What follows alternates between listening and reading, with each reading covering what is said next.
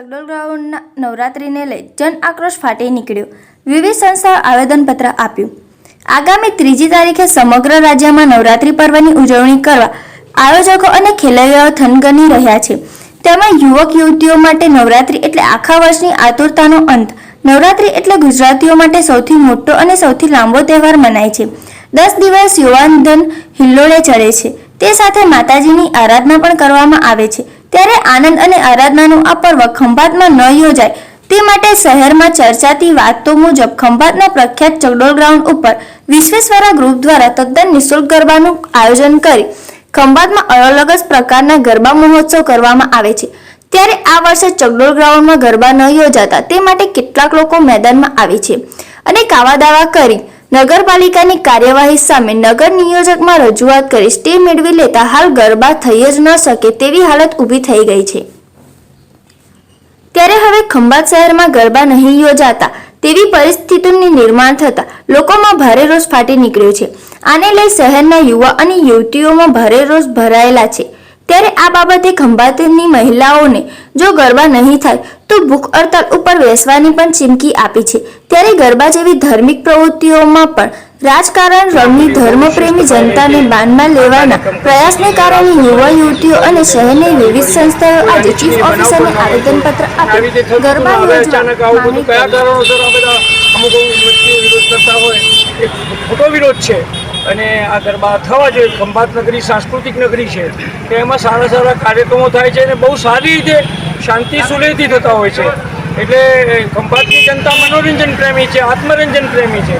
એટલે આવું કંઈ થાય ત્યારે એક સાધુ તરીકે મને પણ વેદના તો થાય જ કે આવું ના થવું જોઈએ. ગ્રાઉન્ડ ખાતે જે ગરબા બંધ રહ્યા છે એના માટે અમે બધા ખેલૈયા ભાઈ બહેનો અમે જોડે થઈને આ રેલીનું આયોજન કરવા માંગીએ છીએ. કારણ કે અમારા ખંભાતમાં જે અમારા ખંભાતને ઓળખતું નહોતું એ આજે અમારા ખંભાતને ઓળખતું થયું છે.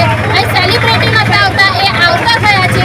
જે વ્યક્તિ દ્વારા આવતા થયા છે, વ્યક્તિના વિરોધમાં જે પણ ઊભું રહ્યું છે એ અમારે નહીં જોવાનું. પણ આ ખંભાતની જનતા પ્રેમી એવું જ કહેવા માંગે છે કે અહીં આગળ ચકડોળ ગ્રાઉન્ડ ઉપર ગરબા થવા જ જોઈએ અને થશે જ.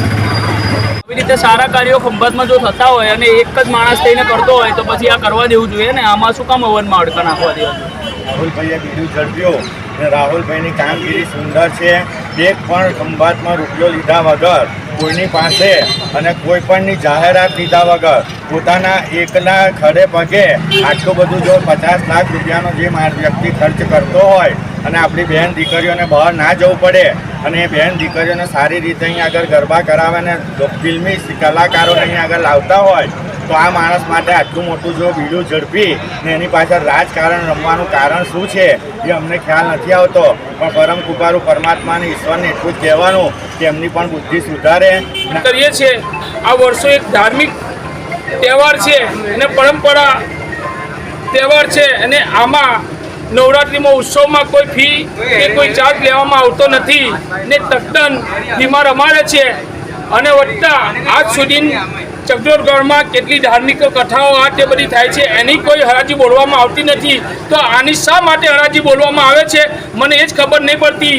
કે મારું માંગ એવી છે કે આ હરાજી મૌખિક રાખે અને વિશ્વેશ્વરા ગ્રુપ જે નવરાત્રિ કરે છે એમને સોંપવામાં આવે અને એમને NOC આપવામાં આવે એવી માન્ય શ્રી મામલતદાર સાહેબને વિનંતી છે. માન્ય શ્રી ચીફ ઓફિસર સાહેબને, માન્ય શ્રી ગુજરાતના મુખ્યમંત્રી શ્રી સાહેબને નમ્ર વિનંતી છે.